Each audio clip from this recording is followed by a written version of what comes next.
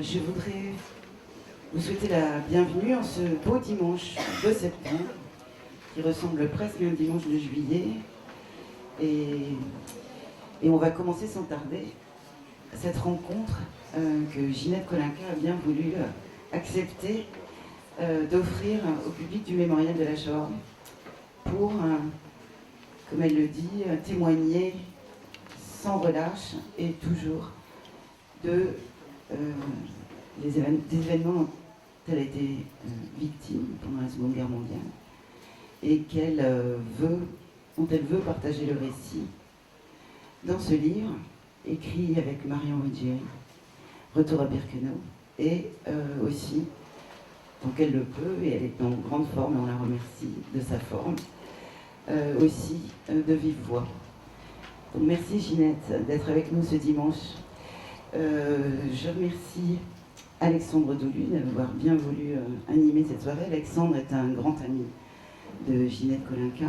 Vraiment un grand ami, parce que en hauteur aussi. Un grand ami en hauteur aussi. Un grand ami du mémorial en hauteur aussi et dans le cœur aussi. Historien, doctorant, travaille beaucoup aussi avec Serge Klarsfeld et avec nous. Voilà, donc merci beaucoup. Et puis merci à Marion Ruggieri d'être là aussi aujourd'hui, aux côtés de Ginette, pour nous parler de ce récit, Retour à Birkenau, et parler avec Ginette de ce livre que vous avez écrit ensemble. Merci beaucoup. Merci Sophie de m'avoir donné cette chance d'animer cette séance. Je sais que dans cette assistance, il y a beaucoup de personnes qui auraient aimé être à ma place parce qu'on est nombreux. Les amoureux, les amoureuses de Ginette sont très nombreux et nombreuses. Bon, j'ai la chance d'être là. Oui, c'est platonique, attention. Enfin, pour moi en tout cas. J'aime pas autrement, mais ils veulent pas le voir. Les amateurs d'antiquité, maintenant, il y en a plus. Bon, Ginette, tu m'as spoilé, comme on dit aujourd'hui, mon entrée en matière. J'avais prévu de lire la dédicace que tu nous fais de ton bouquin à ma femme Sandrine et à moi-même quand il est sorti. Je vais quand même la lire pour bien rappeler, pour Marion surtout, comment tu ne te lasses jamais de dire tout ce que tu lui dois dans ce livre. La grande histoire est écrite et décrite dans ce petit livre d'une façon précise, semblable de la même façon que je la raconte. Et je remercie Marion Ruggieri. Je crois que c'est ce qui en fait sa valeur, car à l'étonnement de beaucoup, même de l'éditeur, il se vend beaucoup. Donc Marion, si vous voulez bien, c'est à vous que je poserai les premières questions. D'abord, vous avez fait le choix d'écrire ce livre. Alors, je ne sais pas si c'est en concertation avec Ginette, mais au présent. Est-ce que ça a été un choix instantané ? C'était un choix évident parce que vous connaissez Ginette, et vous tous ici, je pense, beaucoup mieux que moi. Quand Ginette parle de ça, elle le fait en fermant les yeux et elle parle au présent, que Claude Lanzmann appelait un présent pur. Je ne l'ai jamais entendu parler de déportation, de Birkenau au passé. Elle ferme les yeux, elle se plonge dans cette histoire et elle y est. Elle a 19 ans, elle est au présent et tout ça est au présent. Et en fait, je n'ai aucun mérite, contrairement à ce que Ginette dit avec beaucoup de gentillesse, parce que je me suis simplement contentée de retranscrire ce que Ginette inlassablement raconte, aussi bien dans les écoles que ici ou ailleurs, ou quand elle retourne à Birkenau, là aussi avec des écoles, et ce depuis des années, avec un rythme qui me laisse tout à fait ébahie, dont je serais bien incapable. Et voilà, je me suis simplement contentée de retranscrire ce qu'elle dit en fermant les yeux au présent. Ginette n'est pas quelqu'un qui se la raconte, pour parler familièrement.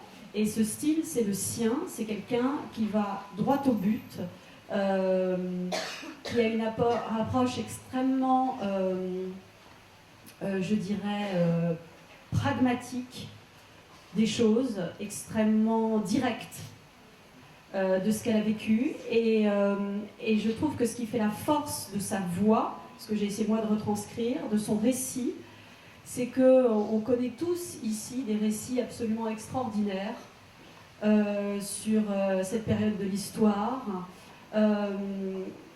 Souvent, il s'agissait de récits médecins, de gens qui transcendaient ce qu'ils avaient vécu à travers une expérience philosophique, littéraire. Et moi, ce que j'ai aimé chez Ginette, c'est que c'était une voix claire, directe, simple, brute. C'était la voix du peuple. Et c'est pas si fréquent d'entendre cette voix-là. Voilà. Et donc, c'est là où je vous dis que tout le mérite lui en revient. Alors, j'ai une autre question. Tu auras la parole très bientôt, Ginette. Oui, après, je retourne dans mon coin. Oui, un autre choix de la manière dont vous avez organisé ce livre. Ça démarre par une scène où Ginette se trouve à Birkenau. Je ne la raconte pas pour ceux et celles qui n'ont pas encore lu. Et vous démarrez en fait véritablement le récit par l'arrivée du convoi à Birkenau. Vous racontez toute sa déportation et vous revenez à la moitié du livre sur son enfance et sa vie d'aujourd'hui, les voyages, etc. Pareil, comment vous avez fait ce choix? Est-ce que ça a été là aussi rapide?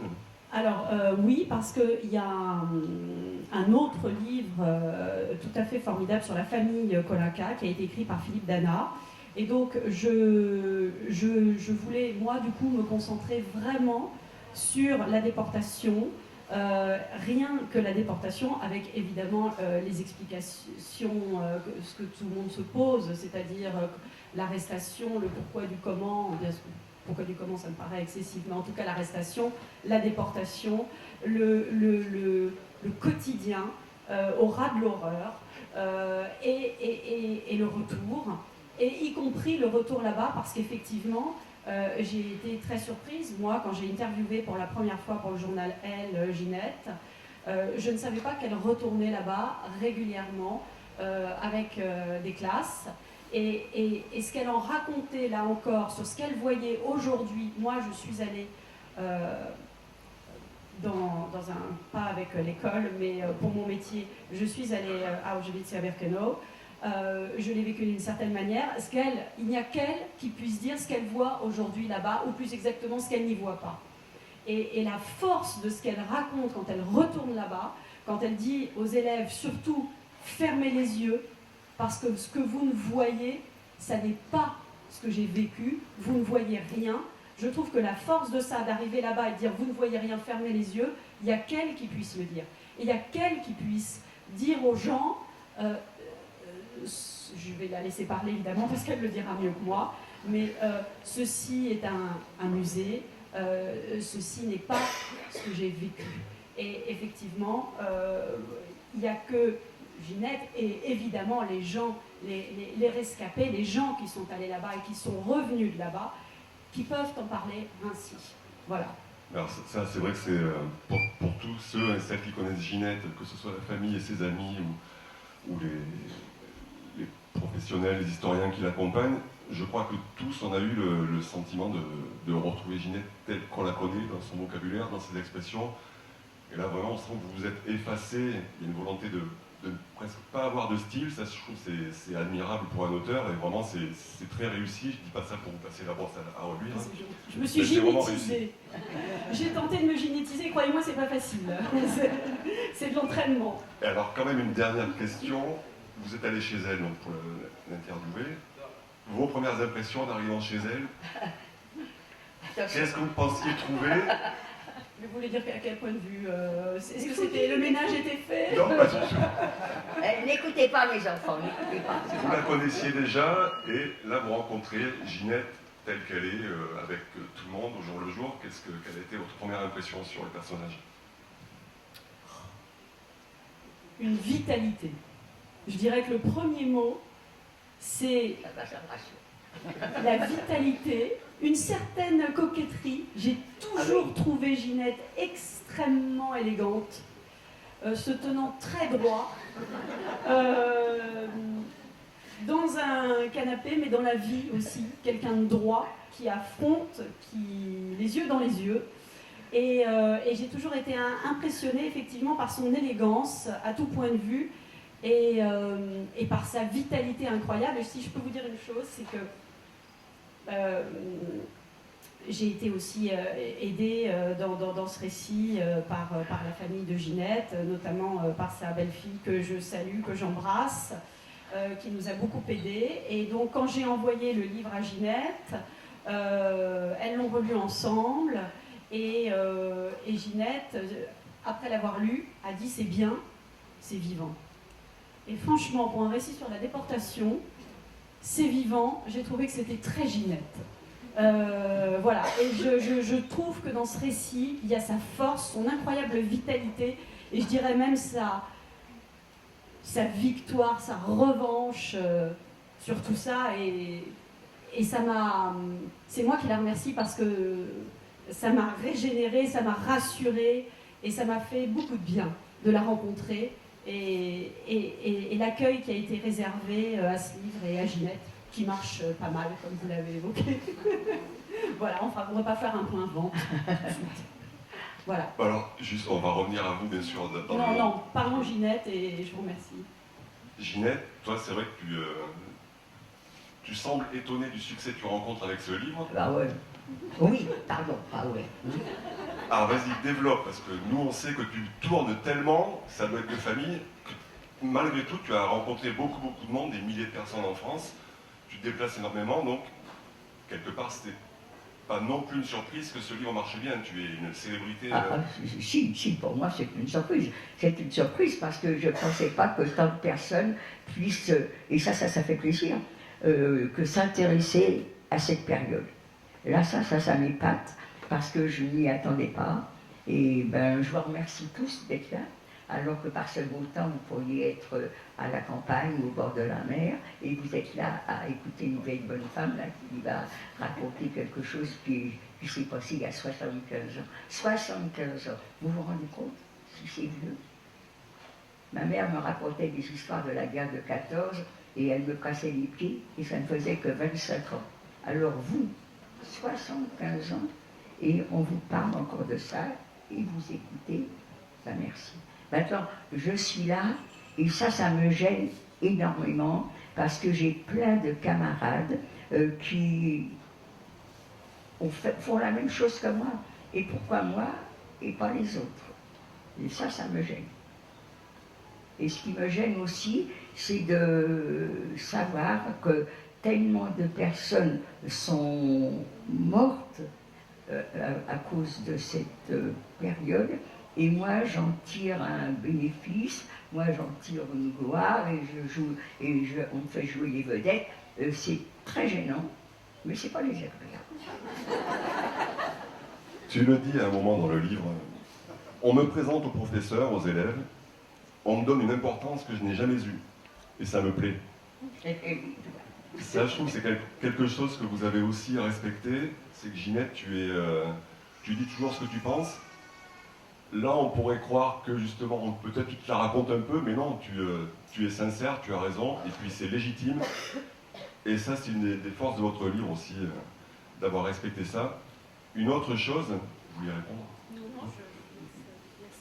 Dans ton témoignage, c'est vrai dans ce livre aussi, mais même quand tu parles aux enfants, aux élèves en France ou sur place, à Auschwitz, une de tes forces, c'est que tu es capable de dire, toi, là, je sais pas, je me rappelle plus, je sais pas, les copines m'ont dit que c'était la baraque 27, moi je me rappelle pas. Sous-entendu, si tu t'en rappelais, c'est les copines qui auraient raison. Tu es vraiment tu es capable de dire je ne me rappelle pas. Et ça donne toute la force à ton témoignage. Mais c'est sûr, je ne me rappelle pas de tout.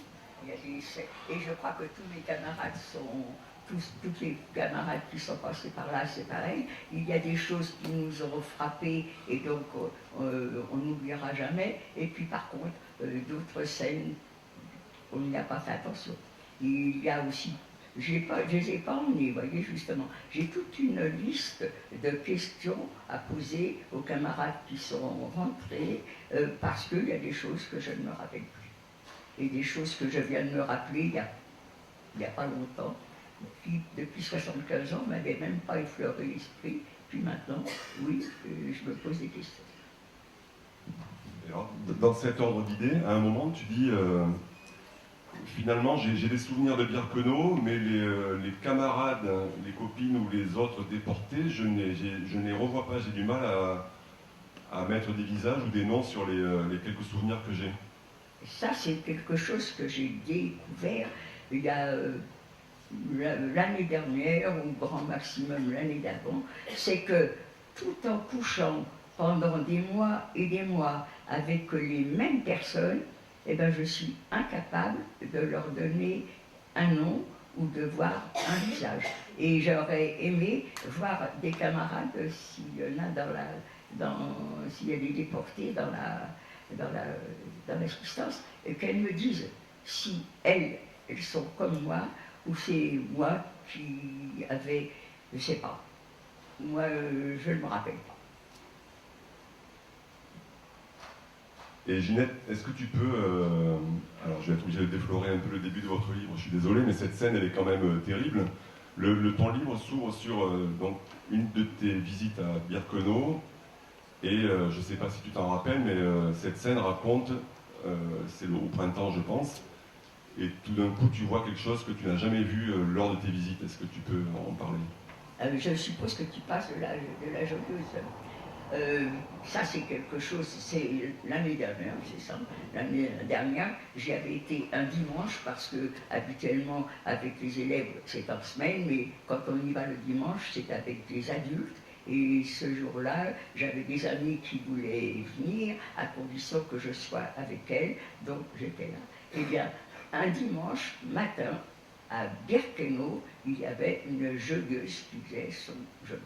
Ça, j'étais tellement soufflée, j'ai même pas eu la présence d'esprit de lui dire mais ça va pas, t'es pas folle.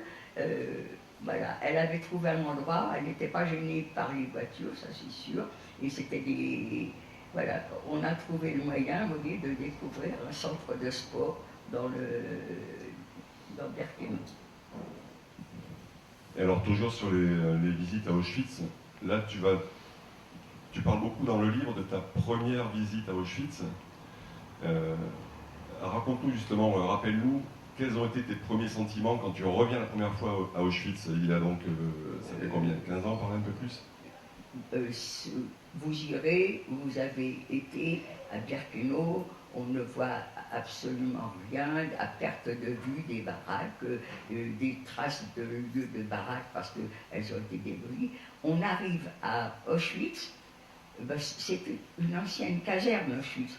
Donc il y a des routes, et je me fais disputer par le président de l'association, qui s'appelle, j'ai un trou, j'ai des trous souvent, et je disais, la différence entre Auschwitz et Birkenau, c'est le VVF Birkenau et le club méditerranéen Auschwitz. Auschwitz était une ancienne caserne, vous avez des bâtiments en dur, il y a des étages, il y a des routes. À Birkenau, il n'y a rien de tout ça. Alors, lors des visites, tu dis aussi, tu l'as dit régulièrement, toi tu étais à Birkenau et tu ignorais ce qui se passait à Auschwitz. Et un jour, je crois que tu m'as même dit, je ne connaissais pas le nom d'Auschwitz quand j'y étais. Exactement, je ne connaissais pas Auschwitz. Je connaissais que Birkenau, et il me semblait même qu'il n'y avait qu'un seul camp. Alors, Auschwitz, je l'ai appris au retour, ce mot-là. Dans le camp, on ne parlait pas d'Auschwitz, on parlait que de Birkenau. Birkenau, camp d'extermination, et ça veut tout dire. Et j'ai fait plusieurs camps, mais le camp d'extermination, c'est Birkenau. Et je n'aime pas qu'on dise Auschwitz pour Birkenau, ce n'est pas du tout pareil. Alors, toujours dans les visites à Auschwitz, parce que vous qui la connaissez sans doute, ou si vous ne la connaissez pas, Ginette, donc très régulièrement, chaque année, une dizaine de fois peut-être, même plus sans doute, retourne à Auschwitz avec des adultes ou des adolescents, avec des classes. Donc, tu as quand même une certaine pratique, mais ton témoignage n'est jamais formaté. C'est vrai que vous avez raison, à chaque fois que tu fermes les yeux, on a l'impression que c'est la première fois que tu racontes, on a l'impression que tu y es. Donc je vais lire un petit passage que tu commenteras, s'il te plaît. Moi-même, je le raconte. Je le vois et je me dis, c'est pas possible d'avoir survécu à ça. Je vois et je sens. Mais vous, qu'est-ce que vous voyez? Lorsque je retourne au camp pour accompagner des classes, je veux toujours montrer cet endroit, elle parle des latrines, aux élèves. Sinon, on passe devant sans s'y arrêter. Ce n'est qu'une salle vide et propre. Pour les guides, ça n'a pas grande importance, je crois. Ils ne réalisent pas. j'aimerais que tu commentes ça, le décalage qu'il y a quelquefois entre toi, ce que tu sais, ce que tu as vécu, et ce que racontent les guides, qu'ils soient polonais ou français. Au début, oui, au début, elles faisaient des erreurs. On leur avait appris ce qu'il fallait dire, elles le répétaient, et quelquefois, en répétant un mot pour un autre, c'est tout à fait différent. Maintenant, il n'y a pas de problème.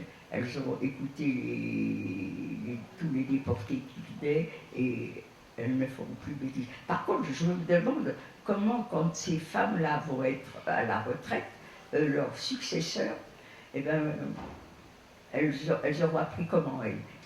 Malheureusement, on me répète à tout bout de champ, on est les derniers survivants, mais c'est vrai, on est les derniers survivants. Alors les autres, où est-ce qu'elles vont apprendre ce qu'elles vont dire?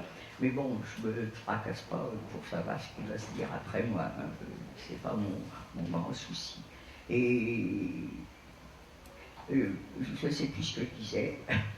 Sur le contenu du discours des guides, est-ce que toi tu connais? Eh bien, au début, il y avait des erreurs et je les reprenais. Maintenant, non, c'est terminé. Elles savent raconter. Et il y en a même une, c'est la chef, la reine des témoins.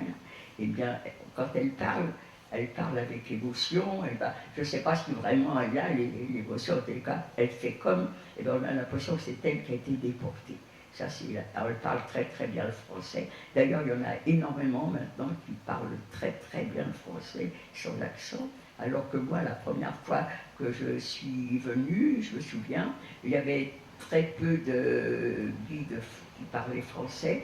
Et nous étions avec une guide qui ne parlait qu'anglais. Et c'était le professeur qui parlait anglais qui traduisait. Alors, si vous allez un jour à Auschwitz, vous verrez comment il y a quand même beaucoup à parler. Alors, c'était vraiment très très long. Mais je ne sais pas du tout, et il ne faut pas dire que ce soit mon grand souci, comment ça se passera dans 10 ans, dans 15 ans, qu'est-ce qu'ils vont en faire. Moi, je vois à Auschwitz, quand je suis arrivée la première fois, la salle où on voit les cheveux, et bien, il y avait des boucles, il y avait des nattes, il y avait du roux, il y avait des blancs, il y avait des couleurs. C'est fini maintenant.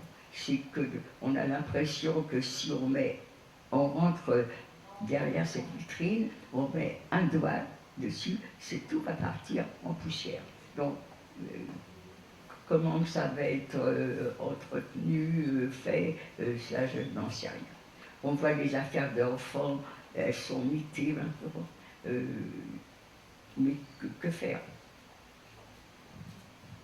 Je vais te lire un autre passage, Ginette, qui m'a frappé parce que je ne crois pas que tu l'avais raconté, enfin que tu ne le racontes pas à Auschwitz, puisque ça ne se passe pas à Birkenau, c'est pas grave. Tous les jours, il y a des mortes. Donc là, on est dans tu racontes le wagon qui vous a amené de Ragoun à Thérézinge. Là, ça, c'est la fin. Voilà. Tous les jours, il y a des mortes. Certaines filles, et plus sentimentales que moi, prennent la peine de les traîner dans un coin pour les entasser. Moi, j'en ai une de morte. Ma morte. Elle tombe sur mon épaule. Je la redresse. Elle retombe. Je la relève à nouveau. À ça, pour m'énerver, elle m'énerve. Mais je la garde, ma morte. Je la conserve précieusement. Je me dis qu'un jour, ils vont bien finir par nous ouvrir, nous donner à manger. Quelque chose, n'importe quoi. Et alors, je leur dirai, mais non, elle dort, ma copine. Donnez-moi sa part. Voilà où j'en suis. Voilà ce que je suis devenu. Alors ça, je trouve que c'est extrêmement courageux. Alors, d'autres camarades comme toi racontent des fois des choses extrêmement crues comme ça. Mais toi, tu es capable de dire comment tu es passé d'un être humain normal à autre chose. Mais exactement. Je crois que je suis devenue insensible. Je vois la misère autour de moi. Les SDF qui sont là, ça me fait mal au cœur, mais je les vois, je les regarde et je dis, oui, ben moi j'étais comme toi, je couchais par terre, dans la rue, j'avais froid. Mais toi, au moins, on te donne à manger, tu peux te couvrir, tu peux aller boire, tu peux aller faire tes besoins. Nous, non. Quand on allait faire nos besoins, et ça c'est quelque chose qui est... tu n'en as pas parlé, alors que pour moi, quand on va dans le camp de Birkenau et qu'on ne montre pas cette baraque, je trouve qu'on ne voit rien. Comment des hommes ont-ils pu, parce que tout a été préparé à l'avance. Ils nous ont pas arrêtés, puis après, on va faire ci, on va faire ça. Non, avant de nous arrêter, ils avaient prévu tout. Et comment que des hommes, par haine, je répète à tout bout de champ, voilà où mène la haine. Eh bien, comment des hommes ont-ils pu, par haine, avoir l'idée de faire ça?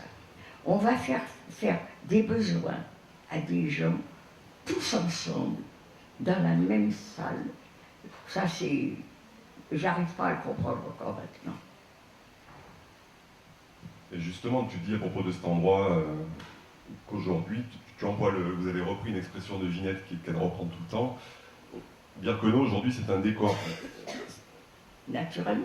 Comment peut-on voir moi, Birkenau, c'est la saleté, c'est la fumée, c'est l'odeur, ça grouille de monde, ça court. Quand vous voyez quelqu'un, par exemple, on dit, Julie, par exemple, on était battus. Qu'est-ce que vous voyez? Tiens, toi, qu'est-ce que tu vois quand on nous dit battu? Ben, tu vois ta mère qui te fiche une gifle.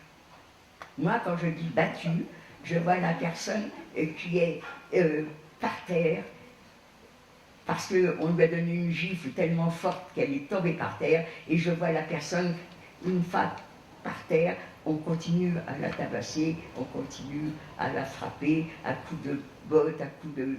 Voilà la différence, c'est pour ça que je dis, on peut parler, reparler, on peut voir des films, on peut voir... Jamais, à part ceux qui l'ont vécu, on ne pourra se rendre compte de ce que les nazis, par haine, ont pu nous faire supporter.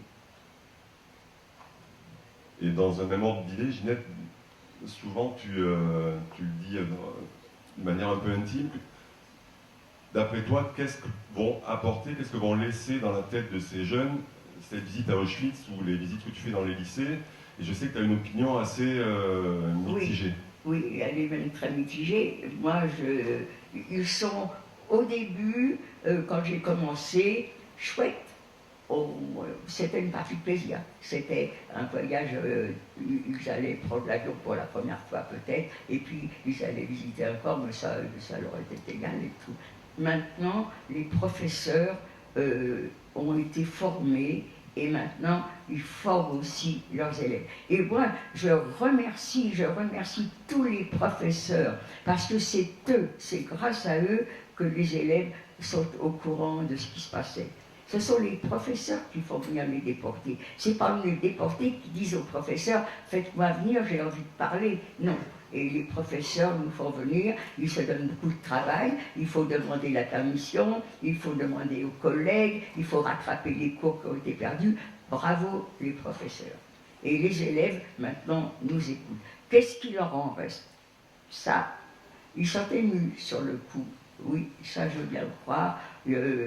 Quand on parle, ils vous écoutent et tout. Mais après, vous savez, quand on voit moi, j'ai pas Internet. Je me mettrai quand je serai vieille.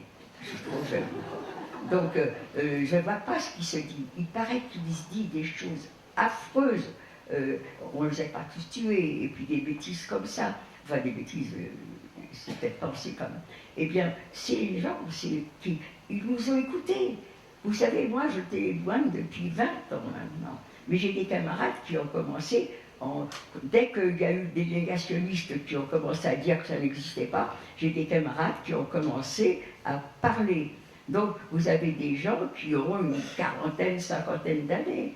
Eh bien, c'est ces gens-là qui nous ont écoutés et tout, et puis maintenant, ben, ils sont peut-être en train de défiler ou de dire sur Internet, parce que sur le moment, on est ému et tout, et puis après, on rencontre des adultes qui savent vous convaincre du contraire, et voilà. Seulement, je dis toujours attention, attention, j'espère que la haine envers les uns, envers les autres, arrivera un jour à disparaître et qu'on arrivera à s'accepter. Musulmans, juifs, bouddhistes, noirs, jaunes, on n'est que des êtres humains. À part moi qui suis parfaite, je crois que les autres, personne n'est parfait. Mon fils aussi est parfait, ma belle-fille aussi quand même. Alors justement, et ma nièce aussi. Et ma camarade aussi. Puisqu'ils sont là, je vais avoir une petite question, parce que dans ton livre, à un moment, tu dis, vous dites, là tu parles de ton retour. Oh ben toi, je sais pas. Tu parles du retour et tu expliques que dans ta famille avec tes sœurs, finalement, tu n'en as pas beaucoup parlé, elles ont compris qu'elles ne devaient pas trop te questionner.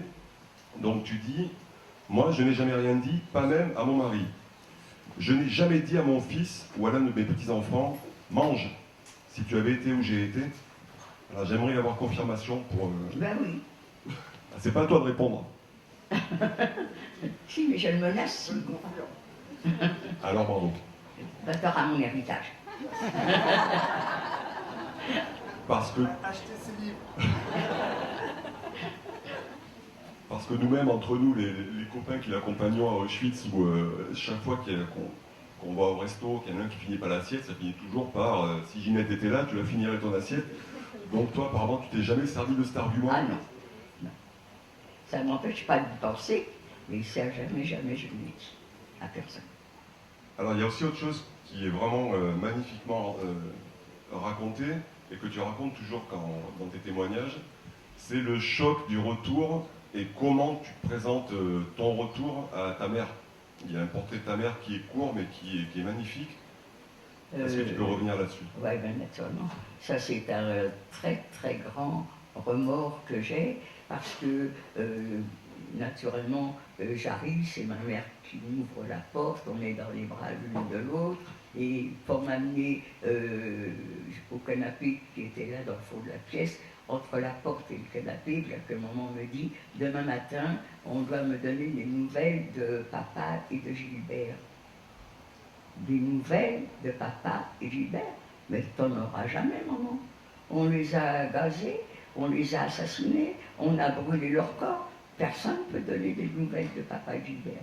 Et ma mère a appris comme ça, brutalement, sans ménagement, que son mari et son fils, eh ben, elle n'y reverra plus. C'est un grand remords pour moi, et ça a été, ce remords, je ne l'ai jamais eu quand j'étais jeune fille, quand je me suis mariée. Le remords, je l'ai eu quand j'ai eu mon fils dans les bras pour la première fois.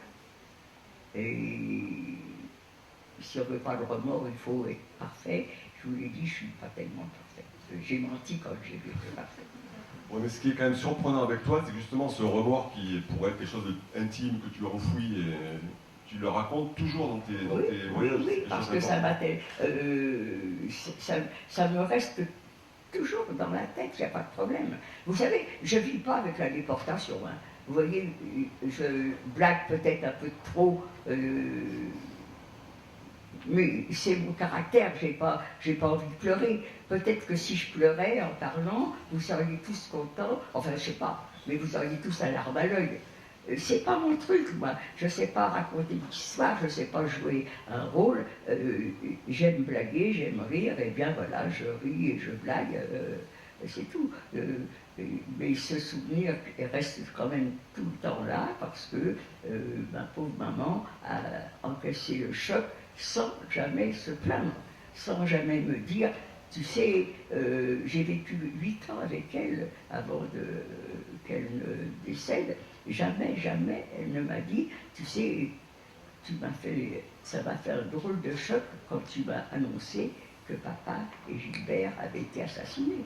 Elle a encaissé le coup. C'est moi, je vous dis, c'est moi qui ai eu le remords après.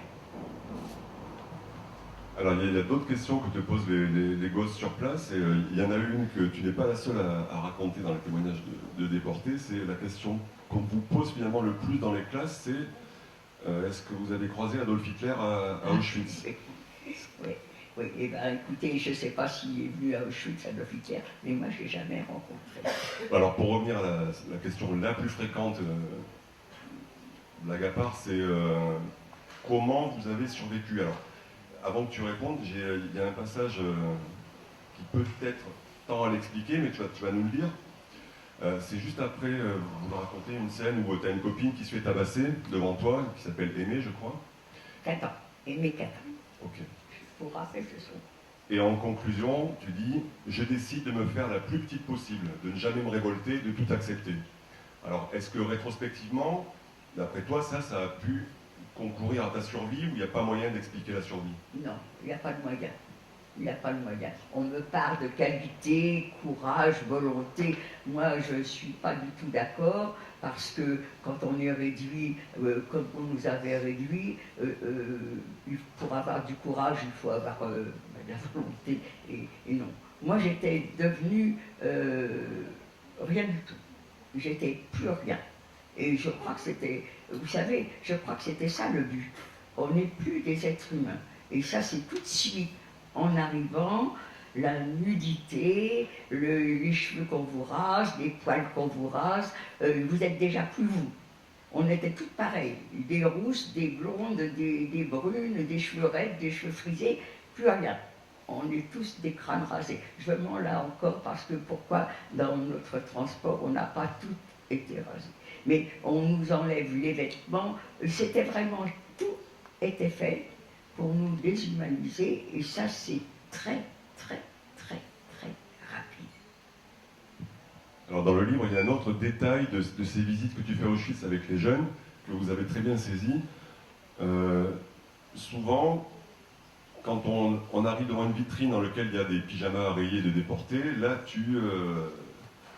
tu t'indignes et raconte-nous pourquoi.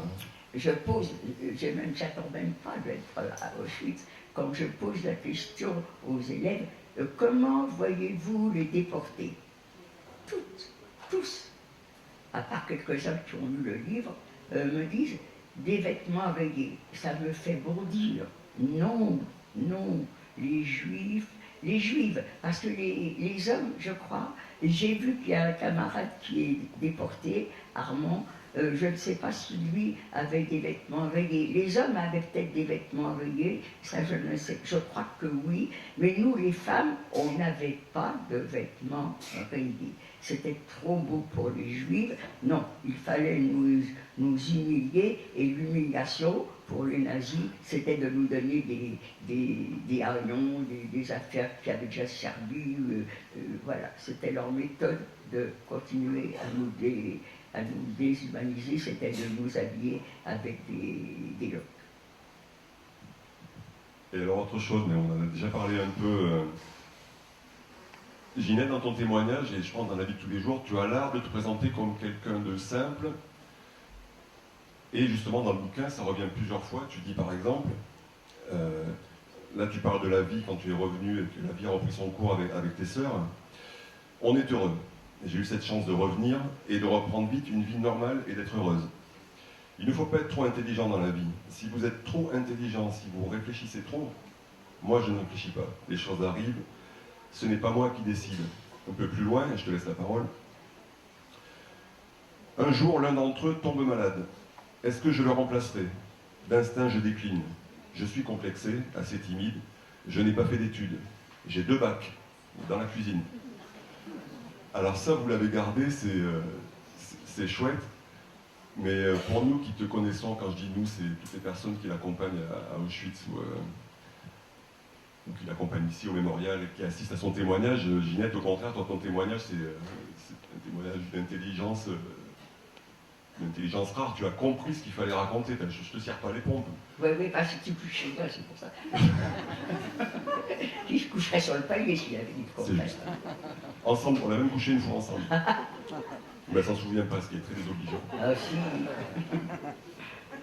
Oui. tu te défends d'être intelligent, tu te présentes comme une femme simple, mais non, ton témoignage, il est justement d'une intelligence rare. Tu as compris ce qu'il fallait raconter, ce qu'il était important pour un gosse de 18 ans, de 17 ans de retenir dans une existence d'une jeune fille qui a justement une existence très insouciante avant la guerre et qui se retrouve projetée dans un univers indescriptible. Donc, je crois qu'au contraire, ton témoignage est particulièrement intelligent. Tu sais ce qu'il faut leur donner, tu sais ce qu'il est important pour eux de retenir. Et justement, tu racontes à plusieurs reprises dans le bouquin, tu mènes une existence avant la guerre insouciante, donc je l'ai dit, tu fais du sport, la vie continue malgré tout. Quand le train arrive, là tout bascule, qu'est-ce qui se passe dans la tête d'une jeune fille qui a grandi à l'abri relativement jusqu'alors? Mais je crois que je ne peux pas te répondre. Je ne m'en souviens pas du tout. Il nous tombe tellement de choses d'un seul coup, en si peu de temps, je ne crois pas que je réfléchissais. Je ne crois pas. Je ne crois pas. Je me suis retrouvée à être nue sans avoir réfléchi à quoi que ce soit. Ou alors j'ai oublié, peut-être ça se peut. En tous les cas, je ne crois pas avoir réfléchi à quoi que ce soit. Peut-être simplement se dire, ben maintenant, parce que quand on nous a arrêtés, normalement, c'était pour aller dans un camp de travail. Donc quand on arrive, on croit qu'on va aller dans un camp de travail. Et le camp de travail, ça ne me faisait pas peur. J'ai 19 ans, je suis costaud, je me voyais travailler en usine. Pour moi, c'était ça, des travaux durs. L'usine ou les champs. Mais en même temps, c'est des travaux que des gens font toute leur vie, ils n'en meurent pas. Donc je n'avais pas peur. Et même, maintenant que je suis arrêté, j'ai pu avoir peur. Parce que malgré tout, tous les juifs, pendant cette période, même s'ils n'ont pas été déportés, même s'ils n'ont pas été arrêtés, tous les juifs ont souffert. Tous les juifs ont été traqués. On a tous eu peur d'être arrêtés. Et qui, dans la famille, n'a pas eu quelqu'un qui a été arrêté, déporté, et même qui n'est pas revenu. Donc, moi, ça y est, on m'a arrêté, et j'ai plus à avoir peur, j'ai été arrêté. Je crois qu'en fin de compte, ça a été ça, ma première idée. Mais pourquoi? Parce que j'allais dans un camp de travail et que ça ne me faisait pas peur. C'est sûr que si j'avais eu simplement une pointe d'idée de ce qui allait nous arriver, ça aurait pas été. Alors, est-ce que les personnes plus âgées voyaient différemment que les jeunes? J'ai jamais posé une question à mon père. Peut-être que lui s'inquiétait, peut-être que lui avait peur, peut-être lui se doutait quelque chose. Est-ce que quand les déportations ont eu lieu, des gens savaient qu'il y avait des camps d'internement, des camps d'extermination? Ça, je ne sais pas. J'avoue franchement que j'étais pas si jeune que ça. J'avais quand même 17, 18 ans, 19 ans. C'était mon souci quand on était en zone libre. J'avais du sport et mon souci c'était ça. Quelle équipe je vais rencontrer? Est-ce qu'on va gagner? Est-ce qu'on va perdre? L'entraînement. C'était ça mon souci. C'était pas du tout pourvu qu'on ne se fasse pas dénoncer. Non, je reconnais que je vivais d'une façon 19 ans quand même. C'est pas être arrivé, mais je n'y pensais pas. Non, moi je n'y pensais pas. Mais c'est quand même extrêmement courageux de rappeler que jusqu'en 1942, pour toi en tout cas, tu as eu une vie relativement insouciante, encore une fois, tu emploies le mot, oui, et oui. C'est beau de le dire. Je ne sais pas si c'est beau ou pas beau, mais c'est ce qui s'est passé. Je sais que certainement ma mère, mon père, peut-être même mes soeurs aînées, peut-être pensaient autrement, mais moi il faut aussi pour dire, c'est que je suis la petite dernière d'une famille de 6 filles.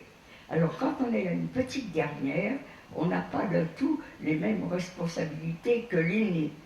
Je suppose que les aînés d'une famille n'ont pas le même caractère que moi, qui était la petite dernière. La petite dernière, on s'occupe de rien, elle s'occupe de rien, et tiens, Ginette, il y a ça, et Ginette, elle avait un beau caractère, Ginette, elle prenait, elle était contente de ce qu'on lui donnait. Voilà, j'ai jamais été... j'ai quelqu'un qui avait de l'énergie et tout. Je laisse faire les choses, mais encore maintenant, moi je ne sais pas prendre de décisions. Et elles se font toutes seules. Ce sera ma dernière question, parce que je pense qu'il y a plein de questions dans la salle. Tu parles aussi de ta sœur, Léa, justement, qui, elle, apparemment se souciait de vous faire passer en zone libre, ou faisait passer des inconnus en zone libre, donc elle devait être particulièrement au fait de ce qui se préparait contre les Juifs. Est-ce que tu peux nous reparler de ta sœur? Je peux parler de ma sœur, mais je ne sais pas du tout ce qu'elle pensait ou ce qu'elle ne pensait pas. L'aînée dans une famille, c'est elle qui remplace la mère. Ma sœur aînée travaillait avec mon père qui fabriquait des imperméables. Donc elle parlait le yiddish alors qu'aucune de nous ne le parlions. Elle parlait un peu, mais elle a été arrêtée en 1943. Je n'ai jamais eu trace d'elle, mais il faut reconnaître que dans les camps, on ne se connaissait pas. À part si on avait été en prison ensemble, enfin, il ne faut pas dire on connaissait les personnes avec qui on avait été en prison ensemble.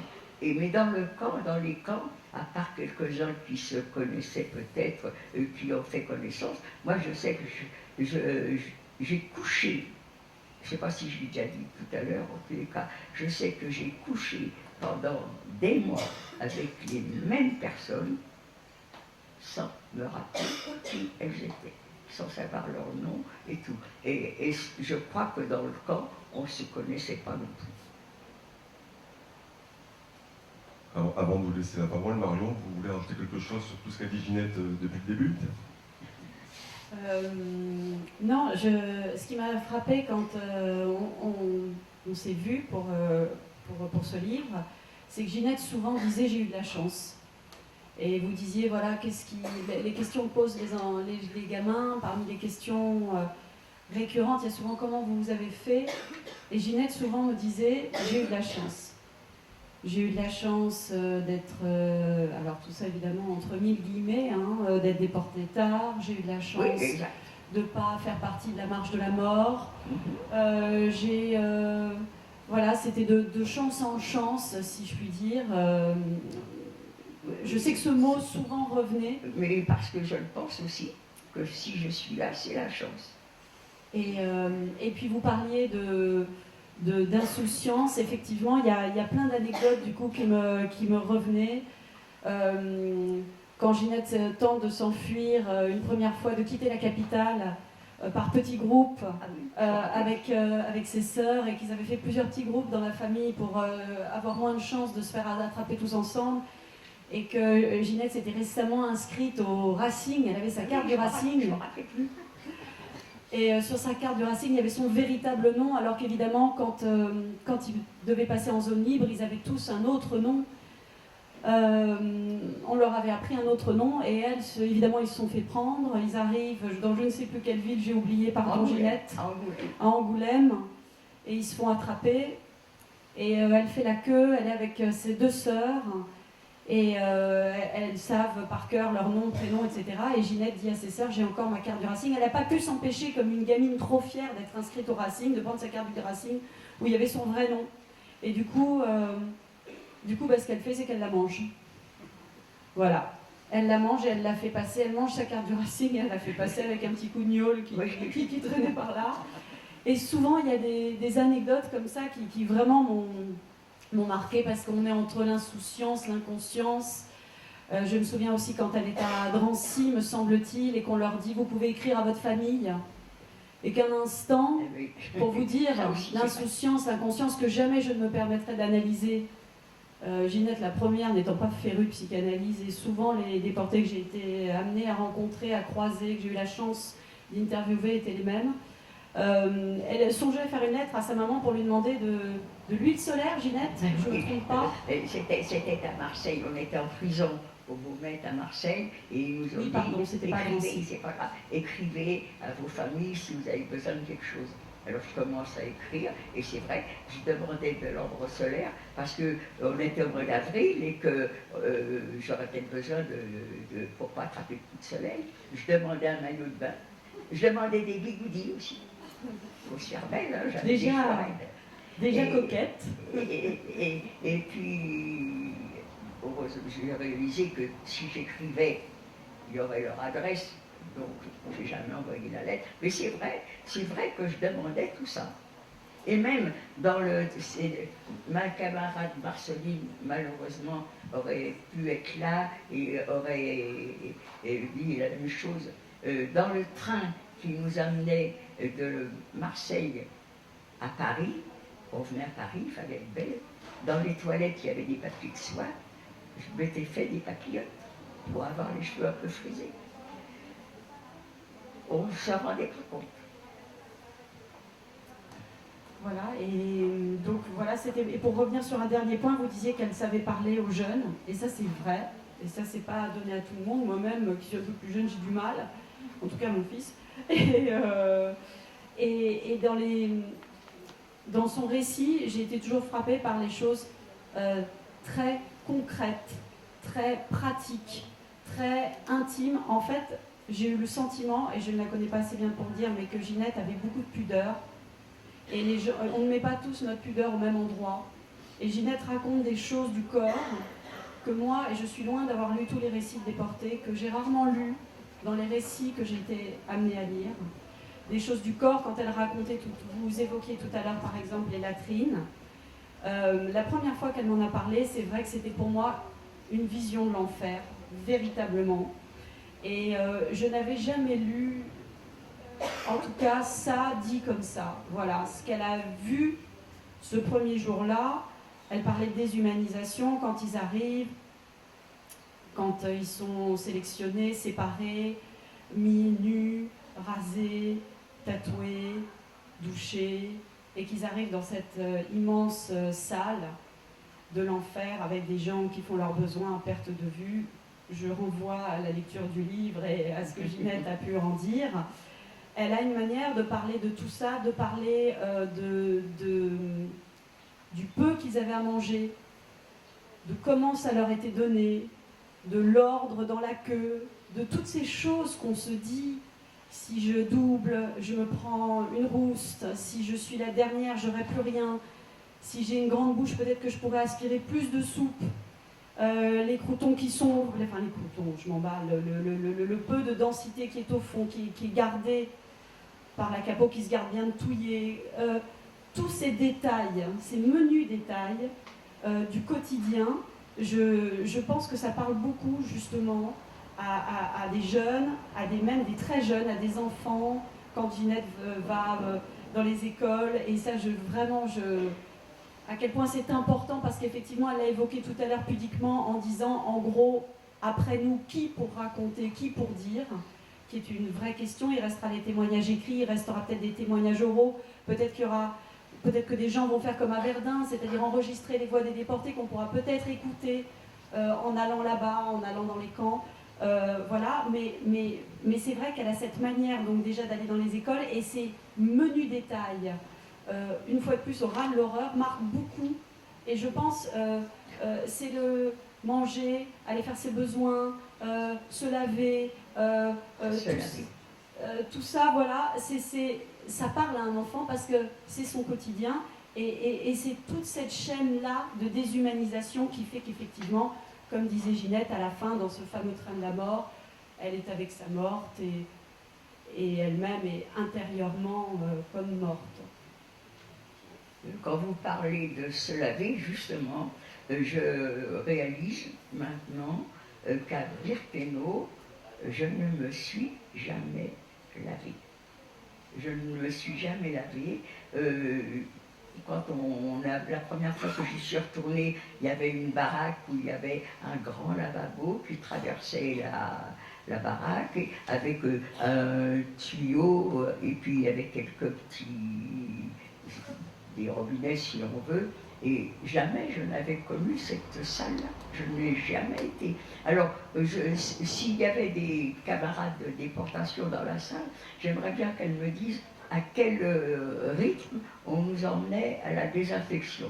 Parce que c'était, on y allait, alors une fois tous les 3 mois, une fois tous les 2 mois, je ne m'en souviens pas, mais on y allait de temps en temps. Et c'est là qu'on nous passait avec un espèce de grand pinceau ou des chiffons, ce que je ne me rappelle plus, un produit. Ce produit devait, c'est un liquide, ça devait un peu nous laver. Mais comme on n'avait pas de serviette pour s'essuyer, ben, on devait avoir la crasse qui restait collée à nous. C'est pas agréable de parler de ça, mais j'avais une camarade qui me répétait, bon, on s'est retrouvés, elle a eu de la chance comme moi, on s'est retrouvés, elle me disait, oh Ginette, qu'est-ce que t'étais sale. Alors, ça me vexait, mais pas tellement, parce que c'est vrai qu'on était sale, mais non seulement j'étais sale, mais je devais être crasseuse, je devais être dégoûtante, alors que dans ma tête, je ne vois pas les gens sales, je ne vois pas les gens crasseux, mais certainement qu'on était toutes crasseuses, donc à Birkenau, on ne se lavait pas. À Birkenau, je n'avais pas de culotte. À Birkenau, on avait la courante. Je ne sais pas si vous voyez le tableau. On devait être dégoûtant. Les nazis, les soldats nous traitaient sale cochonne de juive, mais c'était dans le sens propre du mot. C'était pas parce qu'ils nous en voulaient parce qu'on était juifs, c'était parce que vraiment, je crois, j'étais sale, j'étais crasseuse, je ne me lavais pas. Il n'y avait pas de savon, de l'eau, je ne sais pas celle qui se lavait comment. Alors si j'ai une camarade à qui j'avais dit, vous avez vu, vous êtes sale, elle me dit, ah oui, oui, nous on y allait, mais on se levait la nuit. Ah, mais moi la nuit je dormais.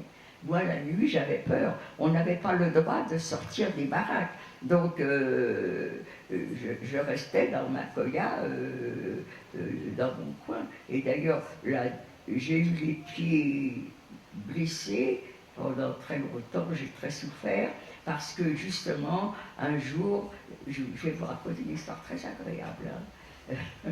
Comme digestion, c'est bien. J'ai la courante, comme toujours, et je suis dans la koya.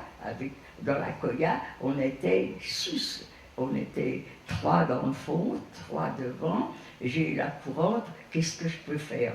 Si je me laisse aller, j'ai les voisines qui vont être sales, la personne qui est en dessous, parce que les paillasses, il n'y avait plus de paille, c'était juste l'enveloppe. Donc c'était des planches qui étaient mal soudées, qui lui servaient de couche. Donc celles qui sont en dessous vont recevoir ce que moi je vais laisser aller. Je me suis levée et malgré ma peur, j'ai été dehors pour me soulager. Et dehors, je vois arriver une qui fait sa ronde. J'ai peur, puisque j'ai pas le droit de sortir. Je me suis jetée sur le côté, il y avait un petit fossé, mais je n'avais pas vu qu'il y avait des fils de fer barbelés. Et puis j'ai eu toutes les jambes abîmées. Mais comme il n'y avait pas d'hygiène, comme on ne savait pas, eh ben ces plaies sont infectées. Et j'ai ramené ça encore, même quand j'étais libérée, j'avais encore les plaies qui pelaient. Je ne sais pas pourquoi d'ailleurs, mais pendant des années, ces plaies continuaient à s'éplucher, vous voyez. Ta copine Yvette Lévy, notre grande dame, raconte elle aussi qu'à Birkenau, elle ne s'est pas lavée une seule fois. Donc je pense que c'est le commun de... Oui, moi je pense. Mais donc on devait toutes être crasseuses, et dans ma tête, je ne vois pas les gens crasseux. Donc je suppose que, comme on était habitué à voir que des gens sales, on ne le remarquait plus. Je vais bientôt vous laisser la parole. Une dernière question. Ginette, quand je t'ai connue, en 2005, il y a une question que je n'ai pas osé te poser tout de suite. Du maquet. Comme tous les gars et les filles de mon âge, Kolenka, c'est un nom mythique. Donc j'ai fini par poser la question. Maintenant, c'est à ton fils que je voudrais demander si ça lui arrive qu'on lui demande Kolinka, mais vous n'êtes pas le fils de Ginette Kolinka? Oui, mais en revanche, on me dit « Ah, mais Kolinka, ça me rappelle quelque chose. » Bon, ben merci à toutes les deux. Je Merci, vous en prie, Alexandre. s'il y a des questions.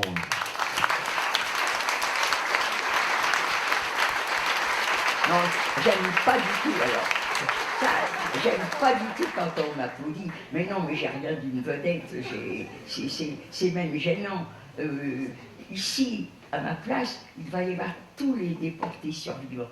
On applaudit Marion, hein, et Alexandre. Eh ben, avec eux. Mais tous ceux qui ont eu la chance de venir devraient être là. Allez, une première question, s'il vous plaît.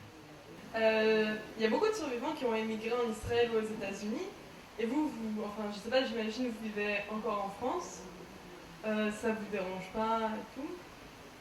Moi, je me disais, la France, ils ont quand même collaboré. Mais vous vivez ici et vous en avez pas voulu à la France, non? Oh non, pas du tout. J'en veux à personne qui nous ont dénoncés. Alors là, si je pouvais les connaître, je suis pas violente. Je n'irais pas leur rentrer dans le chou. Je leur demanderais pourquoi. Et la même chose que je demande aux antisémites, pourquoi. Qu'on me donne une réponse et j'accepte toutes les réponses. On a le droit. On a le droit d'aimer, on a le droit de ne pas aimer, mais qu'on donne la raison. Mais non, mais j'ai pas à en vouloir à tous ceux qui partent ou ceux qui partent pas. Chacun fait ce qu'il veut. J'en veux pas à ceux qui croient, j'en veux pas à ceux qui ne croient pas. J'estime qu'on fait ce qu'on a envie de faire, et moi je ne suis pas tellement bien pour dire aux gens, il faut faire ci, il faut faire ça. Il n'y a qu'aux enfants que je leur dis, il ne faut pas détester le voisin parce qu'il n'est pas comme vous. Bonjour. J'ai pas lu le bouquin, donc peut-être c'est pas bien. Moi j'aurais voulu savoir comment ça s'est passé au moment de la libération. Comment vous avez été libéré finalement? Est-ce que vous étiez à Auschwitz? Est-ce que vous étiez à Birkenau? Est-ce que c'est la même chose? Peut-être, je ne sais même pas. Est-ce qu'on vous a prévenu? Comment ça s'est passé? Vous étiez dans quel état? Comment vous êtes parti? Ah, non, c'est pas une question, ça, hein, c'est plusieurs. En gros, dans l'idée, quoi, la semaine qui a, à ce moment-là, ce qui s'est passé à ce moment-là. Quand on a été libéré, je venais d'un voyage qui avait duré 8, 10, 12, je ne me souviens pas du tout, un voyage terrible. On était dans les wagons, sans nourriture, sans boisson. C'est là que je parlais de la mort qui me tombait sur le dos. Donc, comment qu'on est arrivé dans ce camp, je ne m'en souviens pas du tout. Par contre, on arrive dans ce camp, personne ne nous frappe, personne ne nous injurie, même on nous regarde. Chose que jamais les nazis nous regardaient. Pour les nazis, on n'était rien, on ne représentait pas des êtres humains. Ils savaient nous cogner, nous frapper, nous tatouer, mais nous regarder, on n'était rien pour eux.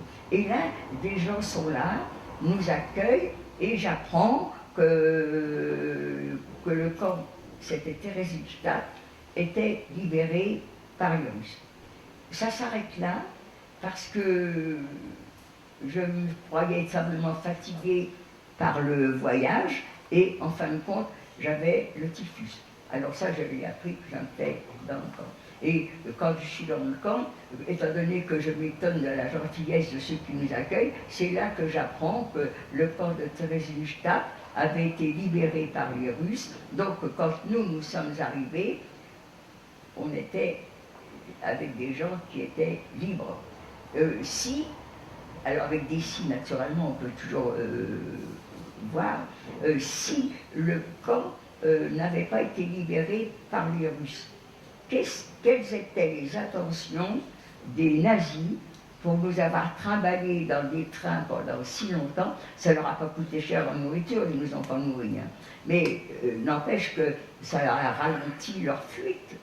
On ne saura jamais. En tous les cas, j'apprends que je suis libre, mais malheureusement, j'ai le typhus. Le typhus, c'est une fièvre qui est très très forte. On est comme dans un état comateux. Et j'avoue franchement que, à part l'arrivée à la Theresienstadt, je ne me rappelle de rien. Je sais que les camps ont été libérés début mai. Mais moi, j'ai été rapatriée qu'au mois de juin parce que pendant un mois, j'ai été soignée par les Russes, par les Tchèques, je n'en sais rien. En tous les cas, je suis là, ça veut dire qu'on m'a pas mal soignée. Hein.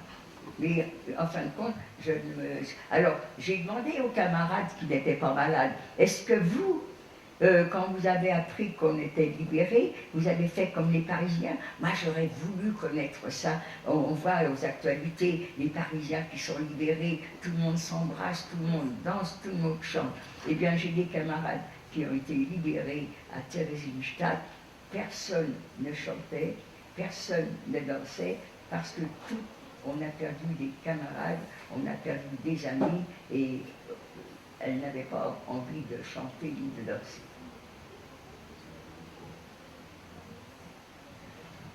Attendez, il y a une question derrière. Allez-y. Quand on a des camarades qui sont morts et que nous on est encore vivants, comment est-ce qu'on peut faire pour se dire que on est encore vivant et qu'on ne devrait pas, entre guillemets, être morte? Oh, attendez, j'ai pas tellement bien compris votre question, parce que mes oreilles sont très fatiguées. J'ai beau être appareillée, il y a des choses que j'entends pas. Alors si ça vous ennuie pas, c'est... Ou toi, répétez la question. Quand tu vois tomber tes copines, tes camarades autour de toi, comment toi tu vis le fait de toi continuer à vivre? Ah bah tant mieux, c'est pas moi. On envoyait trop de morts. Peut-être, non, même pas, je crois que ça aurait été. Je me demande même, celles qui étaient avec leur mère, avec leur sœur, au début, peut-être qu'elles ont partagé leur ration. Je ne suis pas sûre qu'après, peut-être avoir envie au contraire de piquer la ration de sa mère ou de sa fille. Ça, j'en suis pas tellement sûre. Je ne crois pas qu'une mère donnait la ration à sa fille et une fille donnait sa ration à sa mère. On était trop affamés, je ne crois pas. Je ne crois pas parce que j'avoue franchement, j'ai interrogé une camarade qui a été avec sa mère, alors elle dit, moi je disais à un moment que je n'aimais pas la soupe. Mon œil, elle l'a dit au début quand elle était le premier jour, mais après, qu'on aime ou qu'on n'aime pas, je vous garantis que la soupe, on la mangeait. Une question suivante. Bonjour Madame Colinca. Ah merci, mais je regarde là. Ah mais Bonjour Madame Colinca. Bonjour. En fait c'est un peu complémentaire, on a plein de questions à vous poser, on pourrait rester je pense des jours. J'aimerais vous voir dans votre... Avec plaisir. Mais c'était surtout pour comprendre, bon, il y a le départ de Gilbert et papa dans le car, et là vous savez même pas pourquoi ils partent, et en fait vous leur avez même dit... C'est moi qui les ai ouais, c'est même moi qui... Ça c'est aussi, c'est un remords. Alors, et à partir de là, et à partir de quel moment on se transforme, parce que vous parliez de déshumanisation, vous parliez que vous étiez rien, mais il y a forcément quelque chose qui vous rattache, et à partir de quel moment on passe de l'homme, avec un grand H, avec cette volonté de devenir un warrior quelque part, une guerrière, parce que pour passer cette épreuve, il faut avoir quelque chose qui vous rattache et une envie de vivre. Et vous parliez aussi, c'est pas une question, mais vous parliez aussi, je ne me rappelle de plus personne dans...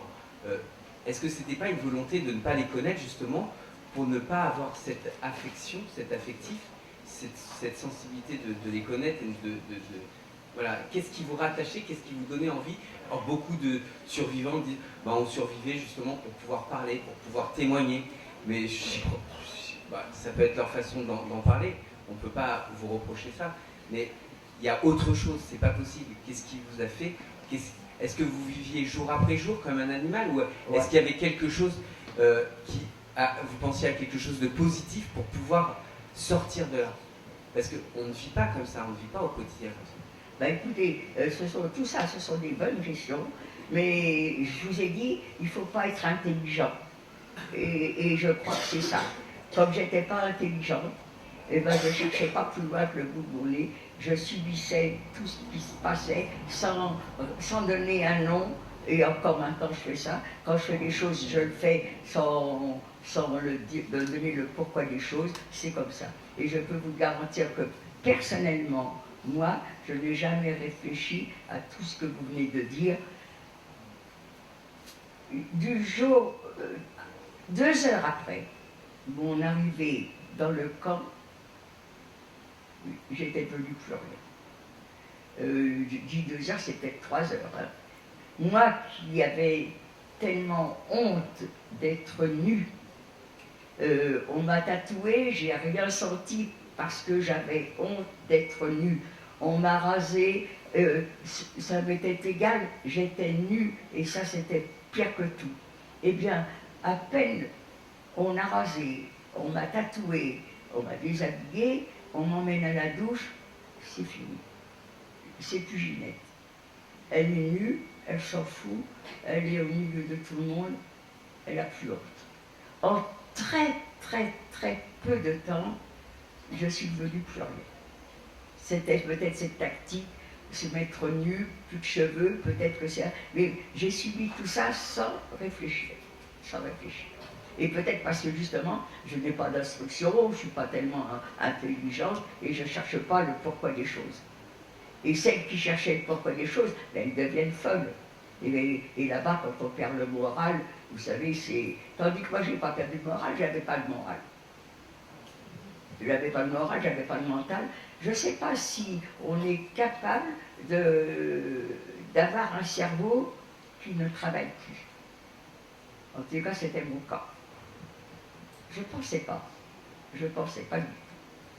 Vous savez, les rares fois, normalement, on ne travaillait pas le dimanche après-midi. Mais toujours, il y avait des corvées, il y avait des punitions, il y avait des contrôles. Les rares fois où j'ai pu rester sans travailler et à penser. Je ne pensais pas. J'essayais de me rappeler le visage de ma mère, de mes sœurs. Impossible. Vous voyez, je suis en train de vous parler de ma mère et de mes sœurs, je vois leur visage. Là au corps, non. Impossible. Le cerveau, ben, il travaille plus. Peut-être parce qu'il n'est pas nourri, peut-être que... Je ne sais pas.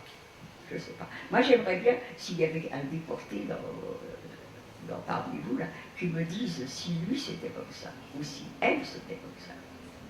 Il n'y en a pas. Souvent, lors des visites à Auschwitz, tu emploies l'expression de... Armand, je m'excuse. Armand a été déporté, je le vois. Armand, est-ce que tu peux me dire... Oui, je suis d'accord tout à fait avec ce que tu dis. On se pose toujours des questions, pourtant, ça fait déjà un moment que nous sommes sortis de l'enfer, et on se pose toujours la question, comment a-t-on fait pour survivre? Oui, ça c'est d'accord. Quand on sort d'un bagne à 15 ans, et on pèse 30 kilos. Ah ben t'étais le gros, hein. 30 kilos, oui. J'avais 15 ans. T'étais plus gros. Je disais que j'avais 19 ans, et j'en faisais 26. Ouais. Je suis étonnée que ça il n'y a pas de déporté. Mais je sais pourquoi il n'y a pas de déporté. Pourquoi moi? Pourquoi moi? Alors qu'on est quand même pas mal à être entré. D'autres questions? Oui, bonjour. C'est à droite, ça, c'est pas à gauche. Voilà. Faut savoir à la droite de la gauche. Hein. C'est à gauche chez moi. Voilà, alors ma question c'était, ils ont essayé de vous déshumaniser dans les camps. Oui, ils l'ont réussi. Et ils sont arrivés, et en fait, quand on fait une grande marche, des fois, quand on arrive à la maison, le fait d'enlever ses chaussures, c'est les petits plaisirs, on est humain à ce moment-là. Et on lâche une pression. Et est-ce que vous avez un souvenir de quelque chose, de ce petit plaisir, vraiment conscient de ce plaisir retrouvé et ce plaisir, voilà. Non, en tous les cas, je n'ai absolument aucune conscience d'avoir passé ce que vous venez de dire. Alors peut-être que c'est arrivé, mais j'avoue franchement que non, je dis toujours on, c'est pas bien. Oui. Je ne pensais pas. Je pensais à rien du tout. Je ne pouvais même pas dire que j'appréciais. Une fois, moi je travaillais en hausse commando, c'est-à-dire j'étais occupée à creuser, à faire des routes, à casser des pierres, enfin voilà, ce genre de travail. Et une fois je suis en train de creuser et un fossé, j'ai levé la tête, c'était une journée d'hiver, mais très froide, mais très claire, et j'ai aperçu les Carpates de loin. Et j'ai dit, ah c'est beau. Mais cette image, elle est restée. Et c'est marrant, vous voyez, vous m'en parlez là. Mais c'est vrai, mais une fois ça m'est arrivé. Une fois, mais jamais deux. C'est ce que vous me dites, un petit peu, ça me fait penser un peu à la dépression et comment on pourrait dire, cet état un petit peu, pas l'évitation, mais un petit peu être un mort-vivant. Et c'est vrai que ça doit mettre un certain temps. Ça a mis combien de temps Au début, je n'ai pas eu tout ça, parce que j'ai eu la chance de retrouver mes sœurs et ma mère. Donc j'ai pas eu le temps d'avoir ça. C'est après, parce que j'ai commencé à être très grosse. Vous savez que quand on était dans les camps, les règles avaient disparu tout de suite. Moi, j'ai eu du mal à avoir un cycle normal, donc j'avais des furons sur furons, j'étais énorme. Et mes sœurs, qui étaient des belles jeunes filles, croyaient bien faire en m'emmenant avec elles danser. Alors naturellement, maintenant, quand on danse, on va directement sur la piste et puis on se tortille et puis vous n'avez pas besoin des messieurs. Nous, il fallait qu'on attende, qu'on vienne nous chercher. Vous êtes avec des belles jeunes filles et vous avez une espèce de grosse mémère qui est là, avec l'œil triste, mes cheveux qui recommencent à pousser, mais pas tellement. Je suis tombée en déprime. Mais à l'époque, on ne disait pas déprime. J'avais pas le moral. Ouais, ces sorties avec tes sœurs sont très bien racontées dans le bouquin. Vous l'avez raconté. Oui, que je faisais porter. Oui, oui. Et oui, naturellement, les jeunes gens venaient, je voyais un jeune homme qui se levait pour s'approcher de nous, et puis naturellement, il invitait mes sœurs, et moi je restais assise. Alors que maintenant, tu as trop de succès.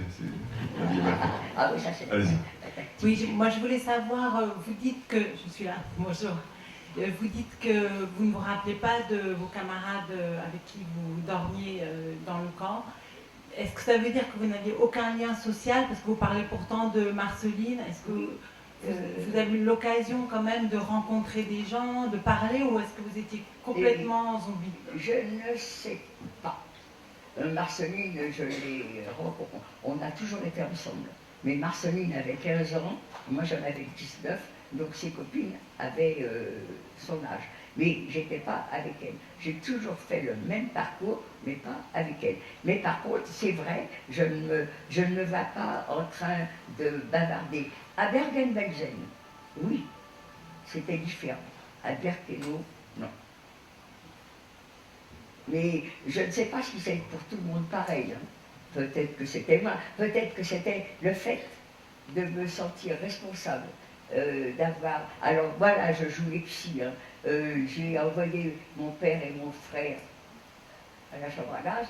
Mon neveu, qui a 14 ans, je crois qu'il est parti aussi à la chambre à gaz.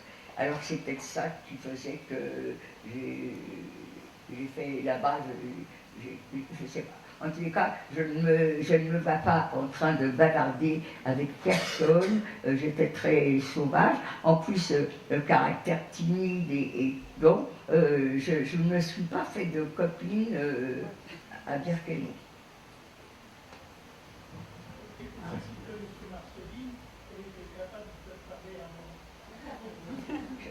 Oui, pour ceux qui ont connu Marceline, elle était capable de faire parler un mort. Mais là-bas, je ne sais pas. Pardon. Mais c'est vrai qu'elle a fait des choses qui n'étaient pas à Birkenau, à Bergen-Belsen. Allez-y. Oui, j'aurais voulu savoir si vous-même ou d'autres juifs arrivaient à pratiquer un petit peu, par exemple, faire Shabbat, faire quelques fêtes. Est-ce qu'il y en a qui font faire Shabbat, c'était facile. Enfin, facile, non, il fallait se priver de... Moi, j'aurais aimé être à côté de quelqu'un qui faisait Shabbat. Hein. J'aurais pris sa soupe avec plaisir. Non, moi, j'ai jamais vu ça, Mais même en temps normal, bon... chacun fait ce qu'il veut. Hein. Non, mais pour savoir s'il y a d'autres Oui, juifs qui mais il arrivent y en à a, pratiquer. il paraîtrait qu'il y en avait qui le faisaient. Et bien j'espère qu'elles sont rentrées. Elles méritent hein, d'être rentrées. Mais toi, tu l'as vu ou pas? Ah non, moi j'ai rien vu. Non, moi j'ai jamais vu ça, j'ai jamais vu de personne qui laissait sa soupe. Elles sont folles. Non, non, il paraîtrait que ça existait, mais moi je dis que ce que je vois, je ne peux pas vous dire pour les autres. Armand, t'as fait Shabbat? Au camp? Oui? T'as fait? Ah non? Non, non, j'y ai fait. Ma question peut vous paraître déplacée, mais 75 ans après, est-ce que vous avez pardonné? Ah là, ça vous allez me faire sauter en l'air. Ça c'est... Vous allez pardonner, vous? On tue votre père, on tue votre frère, votre soeur, vos enfants, vos bébés, tout ça. Vous voulez pardonner? Ah non, alors. Moi, jamais, ni pardon, ni excuse. Alors ça, je peux vous dire, jamais, jamais, jamais. Ah non, oh là là. Je sais que les personnes, je vais dans des lycées privés, des collèges privés, et naturellement, les gamins, il faut pardonner à son pire ennemi. Ah ben non, c'est plus... Non, jamais. Alors là, je peux vous dire, jamais, jamais, jamais. Encore faut-il demander le pardon. Demander un pardon? Non, quand la personne demande le... si la Ah personne va d'accord, pardonner, mais on m'a jamais demandé pardon, alors... On m'a jamais demandé. Alors, pardonne. Non, C'est une chose ça, jamais, jamais, jamais. Allez-y, madame. Et même si on me le demande, hein, je le donnerai. Bonjour, C'est pas madame. possible. Bonjour madame. Eh bien moi je vous remercie de dire ça parce que moi j'en suis au même point que vous, n'ayant pas du tout vécu la même chose. Et tout le monde parle de pardon. Moi je suis d'accord avec vous. Il n'y a pas de pardon. Oh non, on ne peut pas demander, on ne peut pas excuser ceux qui accordent leur pardon, c'est parce qu'ils n'ont pas connu ce que l'on a connu. Vous savez, quand vous voyez des... Moi, je vois des bébés dans les poussettes, je vois des enfants dans les poussettes, je les admire, et puis d'un seul coup, je me dis, dire que des êtres humains ont pu... Vous savez, il y a une photo à Auschwitz où on voit deux trains qui sont arrivés. Il y en a un qui a déjà été vidé, et on voit les soldats devant les voitures prêts à ouvrir les portes. Et on voit 3 soldats qui ont vidé ce train qui était vide maintenant. Et vous les voyez souriants, détendus. Et je dis aux personnes, vous voyez ces soldats-là, qu'est-ce que vous croyez? Est-ce qu'ils se disent, oh là là, on a encore fait une sale action, encore, on a fait... Mais non, pas du tout. Qu'est-ce qu'on fait ce soir? Chez qui on va faire la bringue? Parce qu'ils étaient là, en famille, eux. Ils tuaient dans la journée et le soir, ils retrouvaient leurs enfants de l'âge de ceux qu'ils ont envoyés. Ah non, on ne peut pas pardonner ça, c'est pas possible. Ah non. Pas plus à ceux-là qu'à ceux qui nous ont dénoncés. Mais ceux qu'on a dénoncés, on ne sait pas tous. Ceux qui nous ont dénoncés. Allez-y, les yeux. Bonjour madame, je suis très heureuse de faire votre connaissance, de vous rencontrer. Ah bah vous pouvez. Voilà. Je voulais savoir, j'ai une question, quand vous êtes arrivé dans les camps, donc à Birkenau, on vous a expliqué comment ça se passait au niveau des chambres à gaz, il y a des gens qui vous ont dit ce qui se passait. Est-ce que vous y avez cru tout de suite? Ben, naturellement, non. D'abord, on ne nous a pas dit ce qui se passait. On nous disait, quand on demandait, alors, quand est-ce qu'on va voir d'autres familles qui sont montées sur les camions? Parce que ces nazis ont toujours trouvé le moyen de nous mentir pour pas qu'il y ait de révolte. Alors, on vous dit, montez sur les camions, vous ne serez pas fatigués parce qu'il y a un chemin pour rentrer dans le camp. Ils sont montés sur les camions, et gentiment, tranquillement, et en pensant descendre dans le camp. Et nous, quand on est arrivé, on est parti à pied, parce qu'il y avait la sélection. La sélection, c'était le tri. Toi, tu vas à pied, toi, tu vas en camion. Parce que pour eux, nous, on ne savait pas. Mais je ne sais pas pour les hommes. Pour les femmes, c'était 15-45 ans. En dessous de 15 ans, tu ne peux pas travailler. Au-dessus de 45 ans, tu ne peux pas travailler. Ils estiment que tu es trop vieille. Donc, ils se fiaient qu'aux apparences. Donc, il y en a qui étaient un peu plus jeunes et il y en a qui étaient un peu plus vieilles. Mais c'était ça la moyenne. Eux, ce qu'ils voulaient, c'était tuer tous les juifs, mais par contre, ils en avaient besoin pour améliorer le sort, le camp, installer le camp et tout. Donc, quand on rentrait dans le camp, c'était parce qu'on était capable de travailler, mais une fois dans le camp, à un moment donné, on n'est plus capable de travailler, parce que cette ration qui était tellement petite, eh bien, on maigrissait. Donc, nous, quand on est arrivé, il y a la sélection, on est rentré dans le camp, on croit qu'on est sauvé. On a échappé à la sélection. Ah oui, mais on a échappé à la sélection, mais il y en aura d'autres après. Chaque fois qu'un convoi était annoncé, il fallait les loger. Alors, comment qu'on va les loger? Eux, ceux qui vont arriver en pleine forme. Ils sont costauds. Alors que nous, déjà, on perd nos forces. Donc, quand il y a une sélection, alors, il y avait un nom qui était donné aux personnes qui étaient très maigres.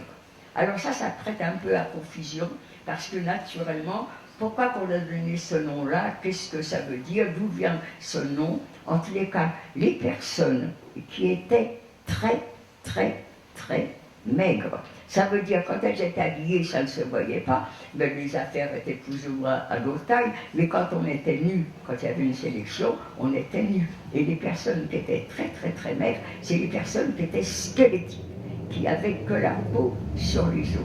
Donc, eh bien, il y avait un surnom qu'on leur donnait à ces personnes, on les appelait les musulmans.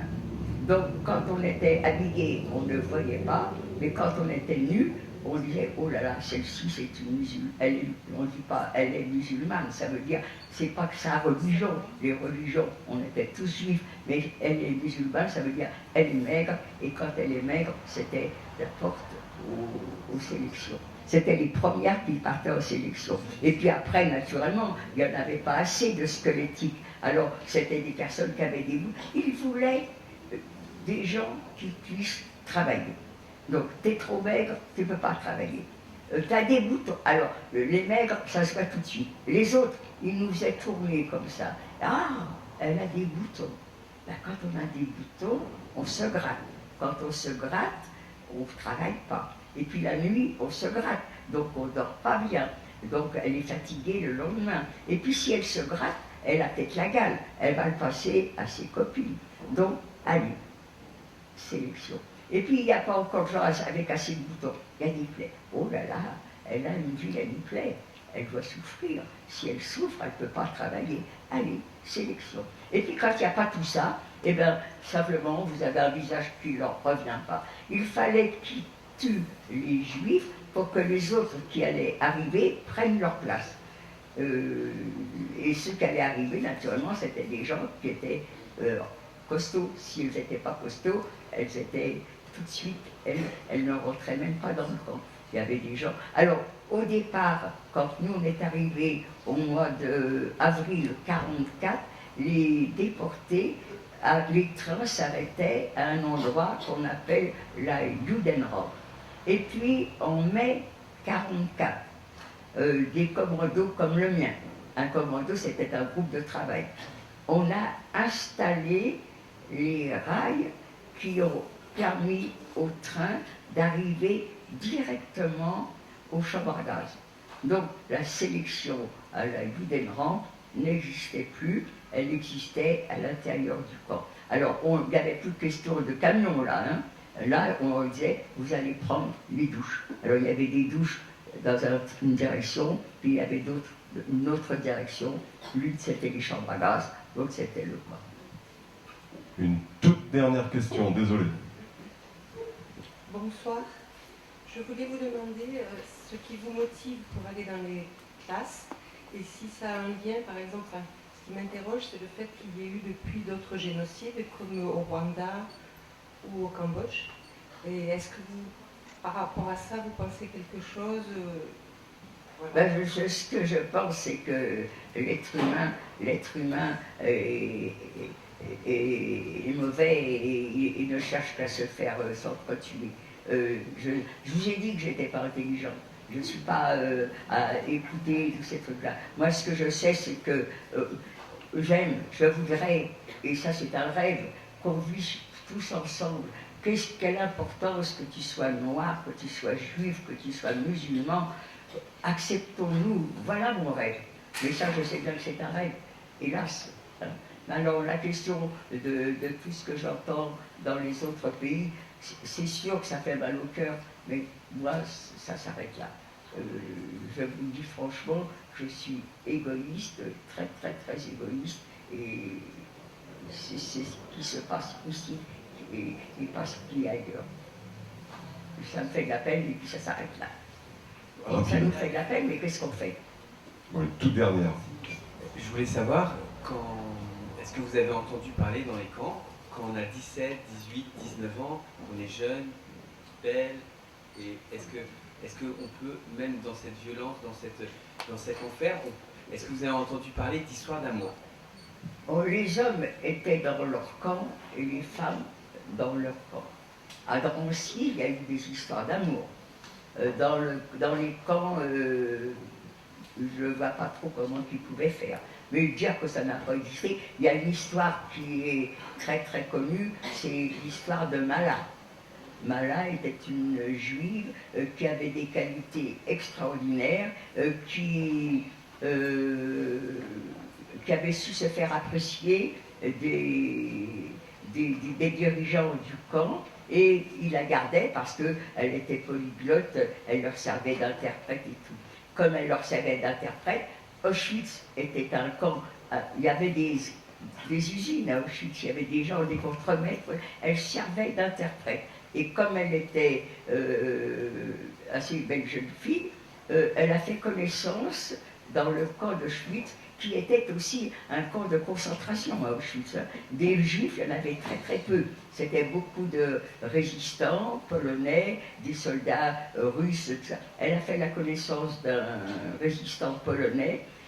Ils ont réussi à se sauver, et tous les deux, mais malgré tout, ils ont été reconnus, rattrapés, et il y a eu une grande cérémonie pour la faire pendre devant nous. Lui, le jeune homme, on n'a jamais su ce qu'il était devenu, certainement qu'ils l'ont tué, mais elle, il voulait la tuer devant nous, et au dernier moment, elle a... Alors, il paraîtrait que... c'est marrant, parce que des gens comme ça ont écouté. Il paraît que quand on pend quelqu'un et que ça rate, eh bien, on ne recommence pas deux fois. Eh bien, les nazis n'ont pas recommencé deux fois. Ils ont dû la tuer différemment, la pauvre, elle a dû le sortir passer, mais elle a été, on devait la prendre devant nous, et au dernier moment, quelqu'un lui avait filé une lame de rasoir, elle s'est ouvert les veines, et puis elle a giflé celui qu'elle allait prendre. Mais vous pensez bien qu'elle a dû être... mais elle n'a pas été pendue. Mais des histoires d'amour, peut-être qu'il y en a eu. Pourquoi pas? Et d'ailleurs, je vais vous dire franchement, et je sais que le président de mon association n'aime pas quand j'en parle, même entre femmes. Moi, je ne savais pas ce que c'était. À 19 ans, je n'avais jamais entendu parler de ça. Et puis j'ai vu des scènes comme ça, je ne savais même pas. Mais certainement que ça a dû arriver. Merci Ginette. Merci encore à vous de vous être effacée autant comme écrivaine derrière Ginette. Ginette, tu vas prendre place à table pour une séance de dédicace. Tu as promis de ne pas faire de dédicace trop longue, sinon on est là encore à minuit. Je croyais à table pour manger. Bon, merci à tous et à toutes.